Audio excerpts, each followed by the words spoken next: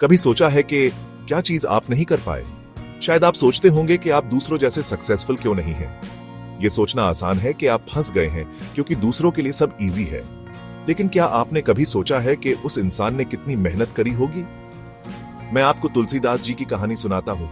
वो बहुत बड़े कवि और फिलोसोफर थे। एक दिन वो रास्ते पे चल रहे थे तो एक छोटे लड़के ने उनको बताया कि आगे एक पागल हाथी है। उस लड़के ने उनको दूसरा रास्ता लेने को कहा ताकि वो बच जाए।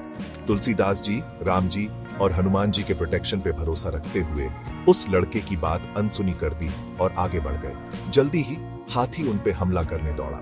चमत्कार से तुलसीदास जी किसी तरह बच गए और अपने आश्रम वापस आ गए।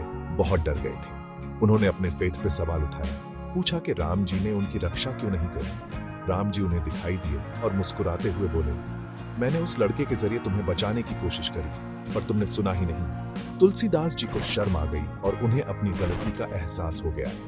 दोस्त, ये कहानी हमें सिखाती है कि गाइडेंस कभी भी किसी भी रूप में मिल सकती है। हमें उसे सुनने और पहचानने के लिए तैयार रहना चाहिए। अगर कोई एडवाइस देता है तो उनकी बातों पर ध्यान दो। हो सकता है उनके पास वैल्यूएबल इंसाइट्स हो। याद रखो, सक्सेस सिर्फ किस्मत या भगवान की कृपा से नहीं मिलती। ये मेहनत और दृढ़ निश्चय से मिलती है। अपनी ताकत पर विश्वास रखो, अपनी इच्छा शक्ति को मजबूत करो और कभी हार मत मानो। लड़ते रहो और याद रखो, अपनी जिंदगी बदलने की पावर आपके अंदर है। कभी हार मत मानो और हमेशा आगे बढ़ते रहो।